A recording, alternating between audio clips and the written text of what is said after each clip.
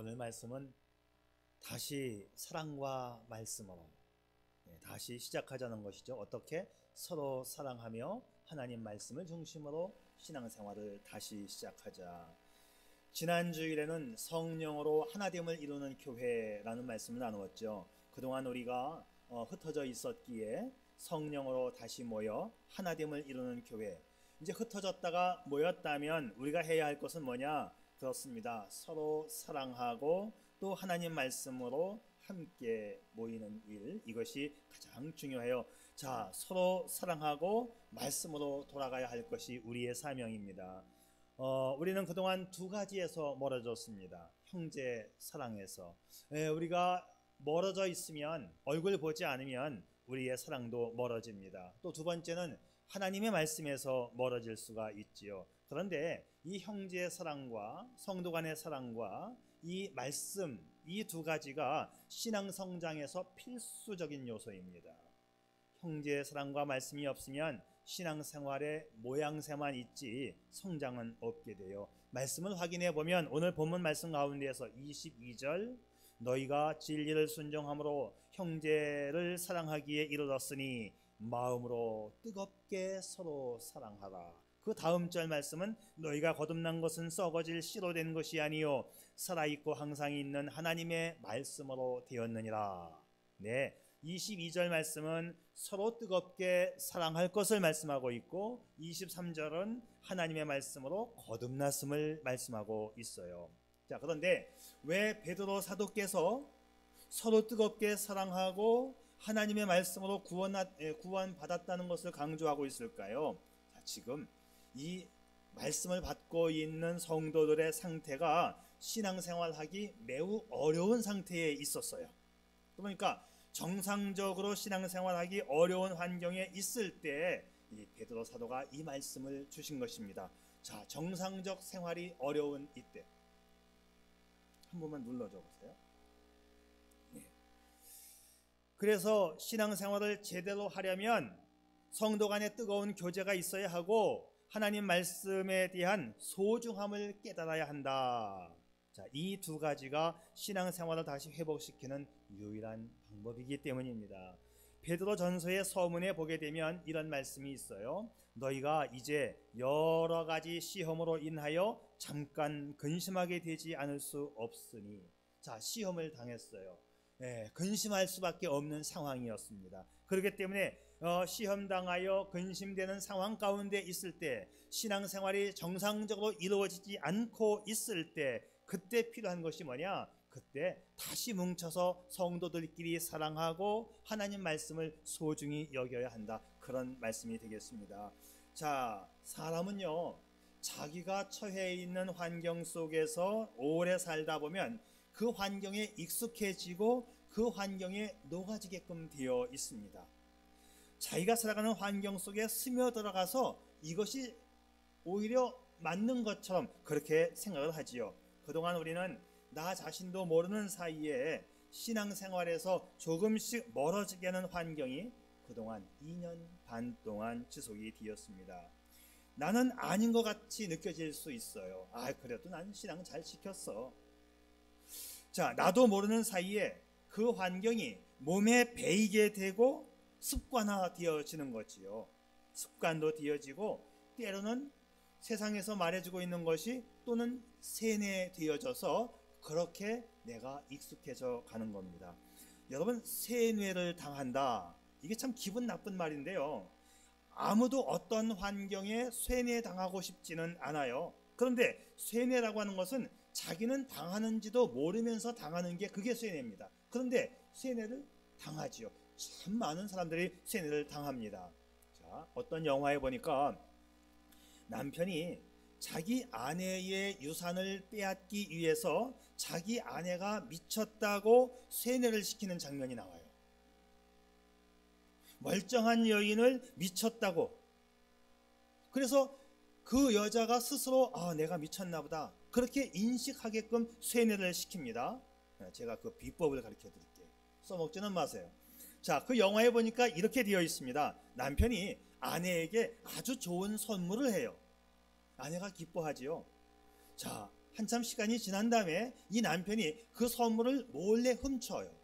그리고 감추어 놓습니다. 그리고 다시 아내에게 여보, 그 선물 내가 준 거 있지? 다시 한번 줘봐. 왜요? 내가 지난번에 뭘 선물했는지 좀 보고 그거와 다른 걸 또 선물하려고 해. 아내가 선물을 찾아보니까 온데간데 없어요. 남편에게 말을 합니다. 선물이 없어졌는데요. 이때 남편은 폭풍 질타를 하는 거예요. 내가 당신을 얼마나 사랑해서 어떤 선물을 했는데 그 선물을 어떻게 관리했길래 그 선물을 잊어버렸느냐고. 그런데 이런 일들을 남편이 의도적으로 계속 만듭니다.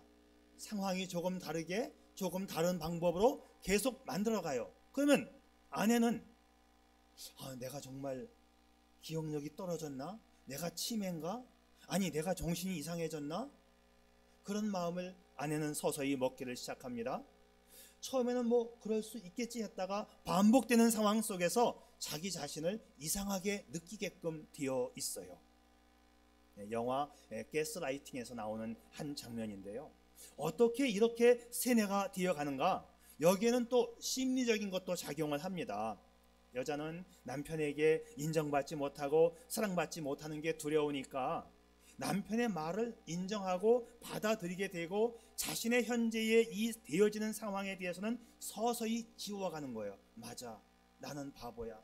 나는 기억을 잘 못해. 나는 물건 관리를 잘 못해. 그러면서 이 여자는 자기의 본 모습은 지워가고 현재의 상황은 받아들이고 남편의 말은 믿게 되는 거지요. 이 반복된 생활 속에서 여자는 자신이 서서히 미쳤다고, 이상한 사람이 되었다고 인정을 하게 되는 겁니다. 아주 무서운 쇠뇌 작전이고요. 실제로 이것이 먹힙니다. 자, 이런 일은 남녀 관계에서만 있어지는 게 아니고 부모와 자식 간에도, 친구 간에도, 회사에서도, 사회 조직 간에도 다양한 관계 속에서 쇠뇌의 작전은 이루어지고 있습니다. 근데 나는 몰라요. 정도가 심하고 약할 뿐이지 많은 사람들이 그렇게 환경 속에 녹아 들어가고 있다 이 말이지요. 예컨대 이 부모와 자식 간에도요, 부모님이 자식들에게 뭘 요구하면 자식들은 수용하기도 하고 또는 반항을 하기도 합니다. 자식이 반박했을 때는 이제 여지없이 또 부모가 화를 내지요. 그런데 이 화내는 이 방식으로 이런 일들이 계속 반복이 되게 되면 정상적인 자녀의 입장에서는 내가 우리 부모님에게 잘못하고 있나 하는 생각을 하게끔 되어 있어요. 또 유사한 일들이 계속 반복이 됩니다. 그러면 이 자녀는 나는 정말 정상적이지 못한가 봐, 나는 효자가 아닌가 봐, 반복되어지는 거예요. 그러면서 자기의 자존심이 내려가게 되고 나는 문제아인 것처럼 스스로 인식을 하게 되는 거지요. 반복된 환경이 참 무서운 것이고요. 계속된 쇠뇌가 이 사람을 병들게 하는 것입니다. 자, 당사자는 몰라요. 자기는 그렇게 된 걸 모르지만 이미 그렇게 되어가고 있다는 거죠. 이게 참 무서운 거예요. 러시아 사람들은 우리 러시아가 우크라이나 해방시켜 주려고 아주 좋은 전쟁을 하고 있다고 철석같이 믿고 있죠. 북한 사람들도 위대한 수령 김일성 동지께서 모래알로 쌀을 만드시고 나뭇잎 빼고 대동강을 건너신 이걸 다 믿고 있는 거죠. 왜? 쇠뇌가 되었기 때문에. 정도는 약하지만 우리 모두는 그 환경 속에 녹아 들어가고 있다. 그러니 지난 2년 반 동안 우리는 그렇게 이미 되어가고 있다는 것을 알 필요가 있지요. 자, 지난 2년 반 동안 회사에서는 재택근무라는 걸 했습니다. 집에서 근무하는 거죠. 집에서. 자, 이것이 습관화 되었어요. 그러다가 회사에서는 자, 이제는 회사 나와라 하니까 집에서 근무하던 이 사원들이 계속 집에서 근무하면 안 됩니까? 반문을 했어요. 아니다, 이제는 나와라. 나 그럼 회사 안 나갑니다. 이렇게 해서 지금 회사를 그만둔 젊은이들이 굉장히 많아요. 이상할 것 같지요? 이미 그렇게 된 거예요. 실제로 회사를 그만둔 사람들이 상당수 벌어지고 있어요. 지금 무서운 겁니다. 자, 그러면 여기서 중요한 질문인데요. 어떻게 하면 환경에 녹아지는 이 세뇌적인 상황을 우리가 극복할 수 있을까? 가장 중요한 것은 자신의 관점과 뿌리가 흔들리지 말아야 합니다. 우리의 신앙생활의 가장 기초적 관점과 뿌리가 뭐냐? 사도 베드로는 고난받고 있는 성도들을 향하여서 오늘 본문의 말씀을 줍니다. 먼저는 믿음이 있어야 한다고 말씀을 해요. 믿음의 결과는 주님으로부터 칭찬과 존귀와 영광을 받는 것이니 끝까지 믿음을 지켜야 한다. 그리고 오늘 22절 말씀에 와서는 서로 뜨겁게 사랑해야 된다. 그동안 잊혀졌던 우리들, 환경이 어렵기 때문에 만나지 못했던 성도들끼리는 서로 사랑해야 된다. 그리고 무엇보다 중요한 것은 하나님의 말씀이다. 자, 우리의 중심, 우리의 관점, 흔들리지 말아야 하는 그 기준, 그것이 뭐냐? 성도의 사랑과 그리고 하나님의 말씀이다. 이것을 베드로 사도가 지금 그 당시의 성도들에게 주시는 말씀이요, 오늘 이 시대에 우리에게 주시는 하나님의 말씀입니다. 자, 세뇌. 자신은 모르는 상황에서 서서히 병들어 가다가 돌이킬 수 없는 지경에 이르는 무서운 정신병입니다. 이 세뇌되어지는 현장에 있는 당사자는 몰라요. 나는 괜찮지. 코로나 지났지만 나는 괜찮을 거야. 이거는 무서운 독입니다. 그런데 우리에게는요, 우리의 관점과 뿌리를 다시 세울 수 있는 기준이 있어요. 이게 참 다행입니다. 이것이 참 축복입니다. 언제라도 흔들릴 수 없는 그 기준이 뭐냐? 바로 그것은 성경입니다. 언제라도 흔들릴 수 없는 것은 우리의 성경이다. 자, 누군가가 여러분에게 이렇게 질문을 했다면, 여러분, 성도에게 있어서 성경은 뭡니까? 이렇게 질문하면 여러분 어떻게 답변을 하셔야 되느냐? 성경은 모든 신앙과 행위의 궁극적인 권위이다. 이렇게 답을 하면 정답입니다. 이건 외우는 게 좋아요. 제가 신학교 다닐 때, 미국에서 신학교 다닐 때 이게 시험 문제에 나왔던 거예요, 이 내용이. 그래서 답을 쓸 때 성경은 모든 신앙과 행위에 있어서 궁극적인 권위이다. 자, 모든 성경. 그래서 루터가 종교개혁을 할 때에도 종교개혁의 원천이 되고 힘이 되었던 것은 그 성경 말씀에 근거해서 어마어마한 일을 했던 거예요. 오직 성경이라고 했죠, 그때는. 네, 오직 성경 말씀에 근거해서 나는 이 일을 하리라. 이 어마어마한 종교개혁을 하리라.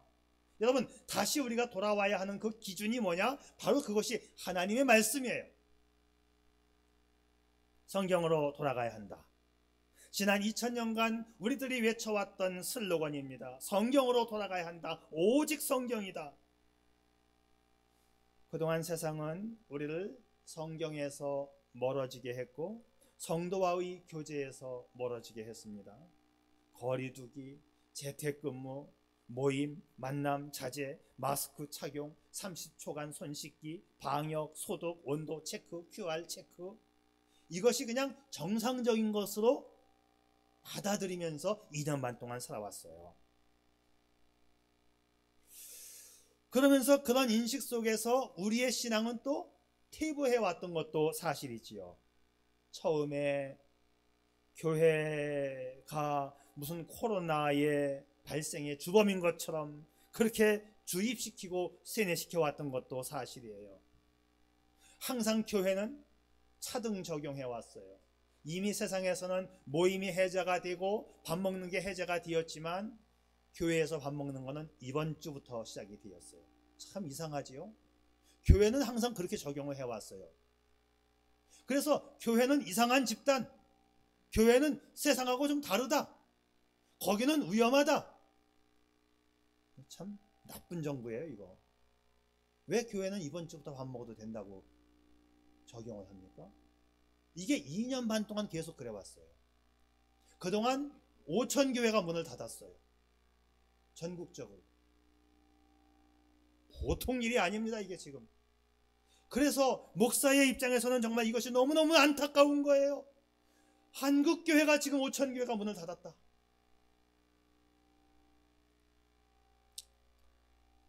세상은 자신들이 모르는 사이에 교회에 대한 부정적인 인식이 심어졌고 세뇌되었고, 그래서 이 교회는 지금 정말 어려운 환경에 처해 있습니다. 오늘 다시 모여 다시 사랑과 말씀으로 시작하는 저와 여러분 될 수 있기를 바랍니다.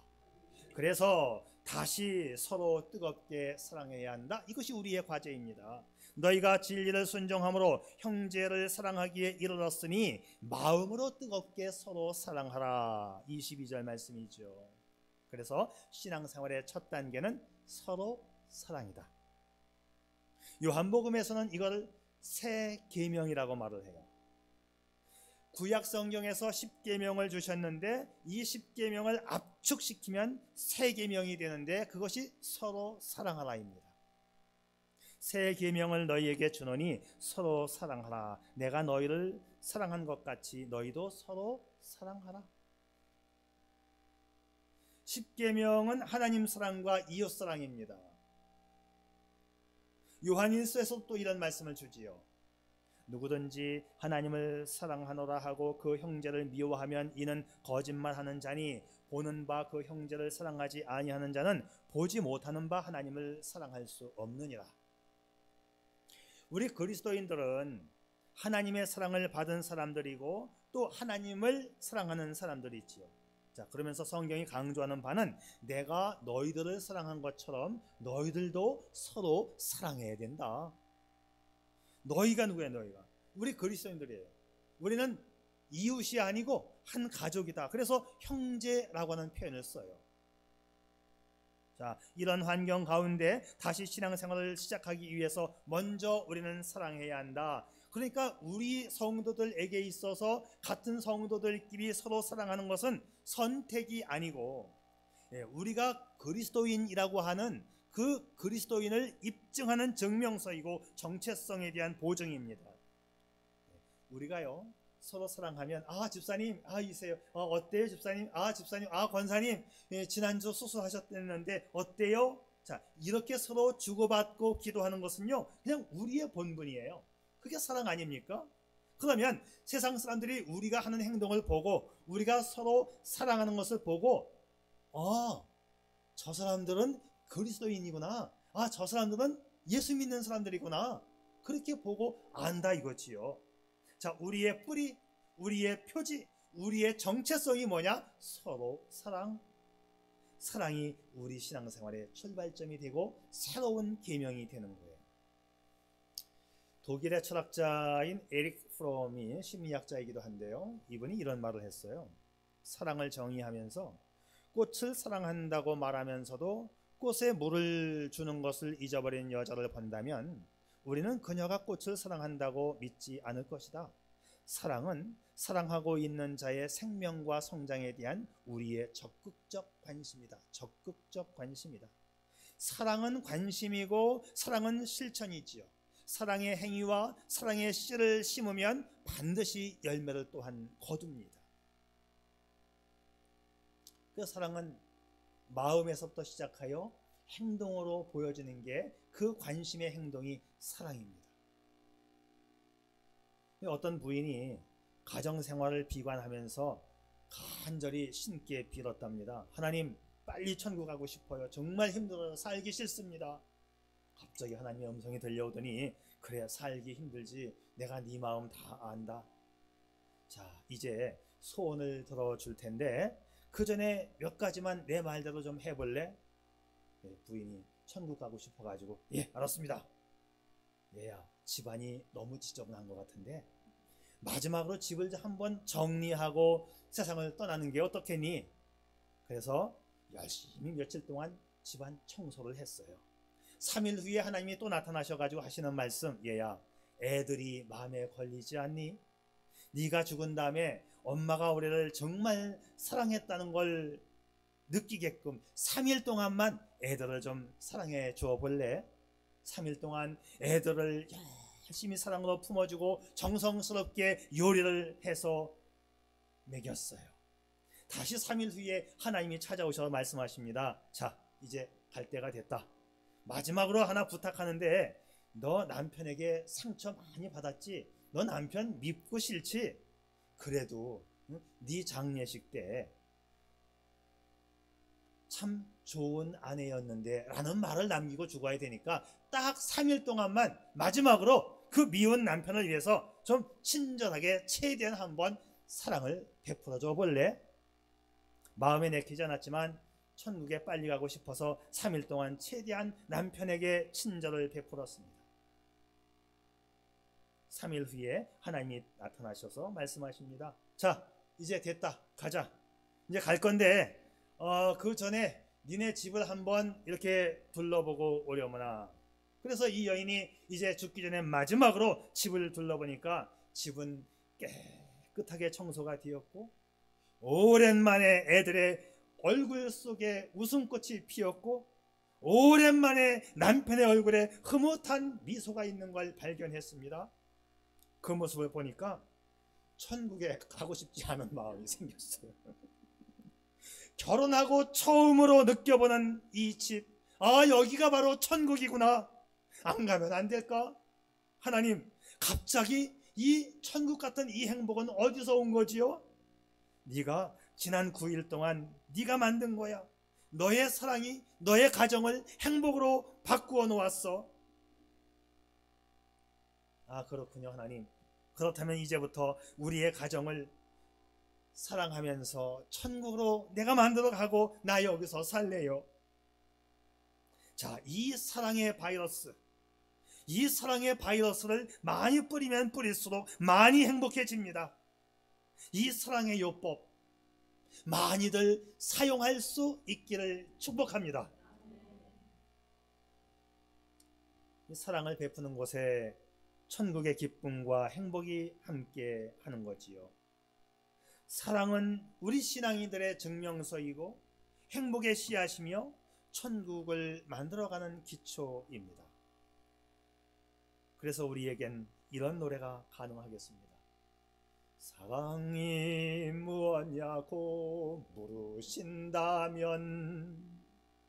행복의 씨앗이라고 말하겠어요. 누가 사랑을 눈물의 씨앗이라고 말해요? 세상 사람들은 그따위 말을 하지만 사랑은 행복의 씨앗됨을 믿으시기를 바랍니다. 다시 모여 뜨겁게 사랑할 수 있기를 주님의 이름으로 축복합니다. 두 번째는 다시 말씀으로 돌아와야 돼요. 다시 하나님의 말씀으로 돌아와야 하는 그 이유, 하나님의 말씀으로 우리가 구원받았기 때문에, 또 하나님의 말씀은 영원히 변치 않는 씨라고, 썩지 않는 씨라고 오늘 성경이 말씀하고 있어요.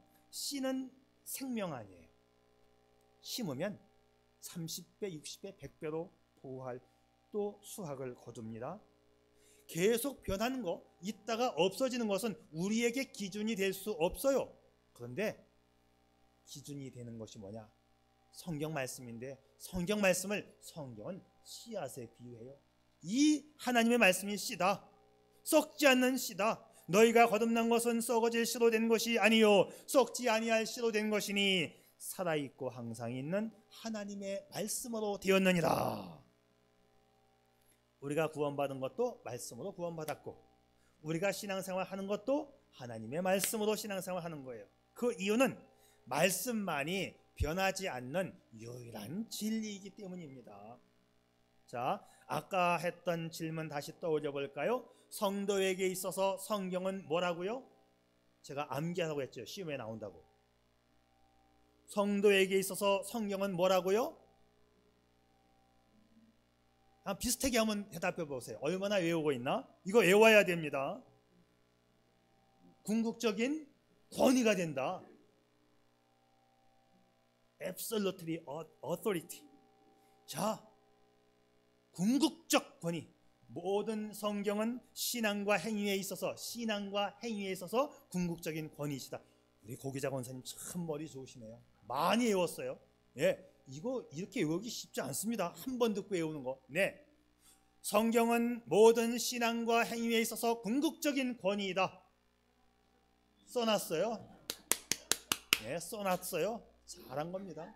시험에 나오는 거는 써놔야 되는 거예요. 성경은 모든 신앙과 행위에 있어서 궁극적인 권위이다.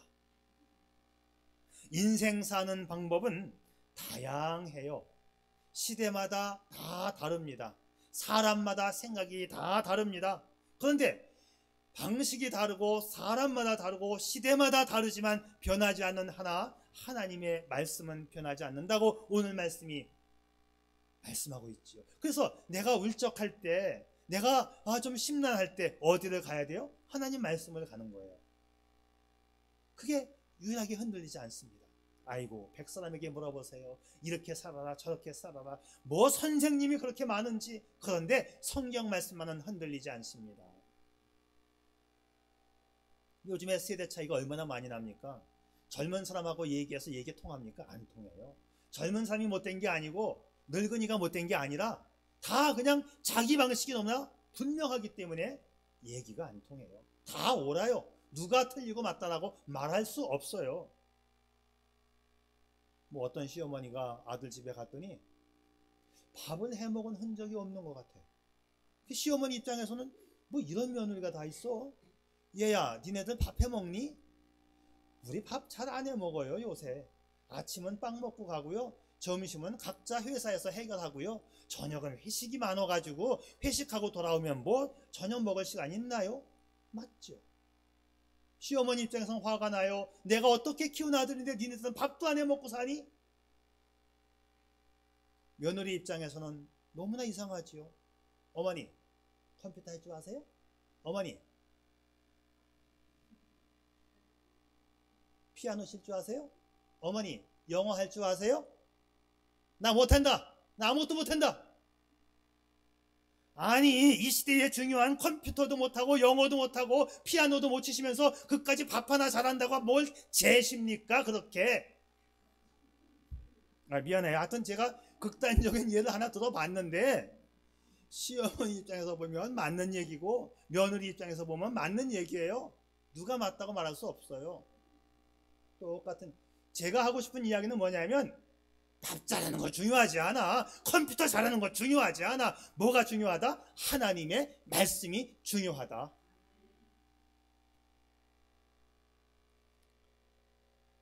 어떤 남편이 알코올 중독에 아주 비참한 삶을 살고 있는데, 반면에 그 남편의 아내는 아주 예수를 잘 믿는 집사님이셨어요. 그래서 매일 성경을 읽으면서 기도하면서 말씀에 위로받고 그렇게 신앙생활을 잘 했지요. 그리고 그 집사님에게 있어서는 성경 말씀이 얼마나 보물이었는지요. 내게 큰 힘이 되니까. 그래서 그날도 열심히 성경을 읽고 있는데 술에 이렇게 취한 남편이 들어오더니만 성경책을 확 뺏어갖고 난로불에 집어넣었어요. 이게 두꺼운 책이 불 속에 들어가면 잘 안 탑니다. 하나씩 찢어서 넣어야 타지, 통째로 넣으면 안 타요. 그 다음날 남편은 자기가 저녁에 어떤 행태를 했는지도 모르고 아침에 일어나서 난로를 청소하는데 타담한 성경책이 눈에 딱 띄는 거예요. 번뜩 생각이, 어젯밤에 내가 이 성경을 이 난로 속에 집어넣었구나 하는 생각이 들어지는 겁니다. 그런데 성경이 이렇게 뭉쳐있기 때문에 안 탔는데, 타다가만 성경 그 책에서 한 구절이 탁 눈에 들어옵니다. 마태복음 23장 35절 말씀, 바로 이 말씀이 눈에 들어왔어요. 천지는 없어지려니와 나의 말은 없어지지 아니하리라. 와, 남편이 이 성경 구절에서 이 구절을 딱 보는 순간 충격을 받았어요. 내가 어저께 던진 성경책이 타다가만 부분이 어찌 이 말씀이 나에게 보여지는 것인가? 그렇습니다. 강한 죄책감을 느끼게 되었고, 결국 그의 영혼은 이 말씀 한 구절 때문에 아내를 따라서 교회를 나가고 행복한 가정을 꾸리게 됩니다. 하나님의 말씀은 살았고 운동력이 있어 좌우에 날선 어떤 검보다 예리하여 혼과 영과 및 관절과 골수를 찔러 쪼개기까지 하며 또 마음의 생각과 뜻을 감찰하나니. 여러분, 이 말씀의 위력을 아시나요? 다시 말씀으로 돌아올 수 있기를 바랍니다. 그동안 우리는 얼마나 말씀에서 얼마나 멀어졌을까요? 얼마나 주님에게서 멀어졌을까요? 이젠 다시 성령으로 하나됨을 이루는 교회, 다시 뜨겁게 사랑하는 교회, 다시 말씀으로 돌아오는 교회가 되어져야 되겠지요. 나 주를 멀리 떠났다 이제 옵니다. 나 죄의 길에 시달려 주여 옵니다. 나 이제 왔으니 내 집을 찾아 주여 나를 받으사 맞아 주소서. 이 모든 변화, 다시 돌아와서 말씀 보고 주님 바라보는 것밖에는 진정한 변화가 없어요. 왜? 세상 사람들이 다 다르기 때문에, 너무 세대 차이가 나기 때문에. 그러나 변하지 않는 것은 하나님 말씀. 한 군인이 2차 세계대전 당시에 치열한 전투에서 포탄을 맞아가지고 부상을 당했는데, 군인병원에 후송되어서 마침 잘 치료를 받아가지고 이제 생명에는 지장이 없게 되었어요. 그런데 포탄을 맞으면서 얼굴이 아주 흉측하게 일그러졌어요. 자, 그런데 어느 이 그리스도인 성형외과 의사를 만나게 되었는데, 의사가 아주 희망적인 얘기를 합니다.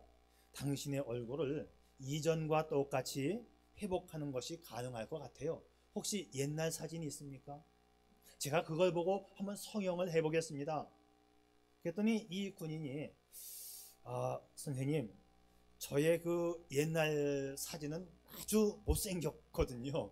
그러니까 옛날 사진으로 만들지 마시고 저 액자에는 저 사진 저렇게 만들 수 없습니까? 그래, 액자를 보니까 그 병원 벽에 예수님의 초상화가 걸려 있어요. 나는 저 사람 잘 모르는데 유명한 사람이라고 합니다. 저 사람같이 좀 만들어 주세요. 그래, 그리스도인 이 성형외과 의사가 그렇죠, 그럼 뭐 가능합니다. 저 사람같이 되려면 내가 하는 것보다 이걸 좀 읽으시면 됩니다 하면서 성경책을 하나 내주었어요. 그리고 성형수술을 받았습니다. 열심히 성경을 읽었고 후에 그는 그리스도인이 되어서 자기에게 수술을 해주었던 그 의사에게 찾아가서 간증을 하기를, 이제는 제 마음에 제 얼굴이 이제 그리스도를 닮게 되었습니다. 내 마음의 얼굴이 그리스도를 닮았습니다. 이제는 최선을 다하여 이제 주님의 말씀 따라 주님과 함께 살아가겠습니다. 참 아름다운 간증의 이야기 아닌가요? 우리가 얼마나 세상에 동화되었고 세뇌되었는지는 중요하지 않아요. 지금 다시 우리의 신앙의 관점이 뭐고 신앙의 뿌리가 뭔가, 내가 무엇을 기초해야 하는가, 내가 무엇에 의하여 살아가야 하는가, 다시 모여 뜨겁게 사랑하고 하나님의 말씀을 따라가는 그 믿음의 공동체가 바로 반석교회이기를 주님의 이름으로 축복합니다. 기도하지요.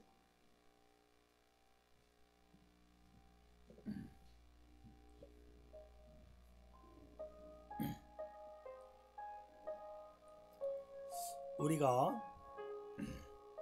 최후의 날에 주님의 심판대에 섰다고 가정을 해보지요.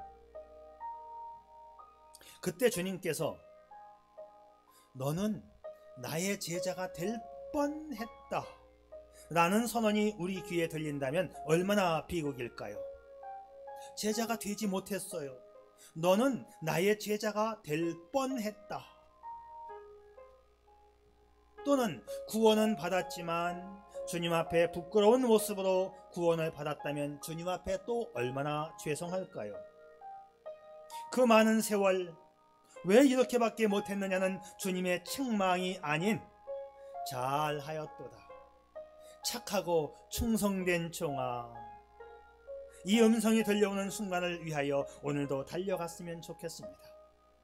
지금 당신과 하나님의 관계는 어떠한가요? 우리들 자신은 모를 수 있어요. 그러나 우리가 붙잡아야 할 것은 분명합니다. 주께서 주신 새 계명, 서로 사랑입니다. 하나님 사랑과 이웃 사랑입니다. 그리고 말씀에 순종하여 회개에 합당한 열매를 맺는 것이지요. 다시 사랑과 말씀의 현장으로 돌아오는 복된 당신이기를 축복합니다. 아멘. 아버지 하나님, 잠자는 신앙을 다시 깨워주시고, 혹시 세상에 깊이 물들었던 내 신앙이 있다면 바로 깨닫게 해 주옵소서. 다시 신앙의 정상적인 궤도 위에서 주님을 찬양하며 영광 돌리며 살아가는 사랑과 말씀의 삶이 되게 해 주옵소서. 예수님의 이름으로 기도드리옵나이다. 아멘.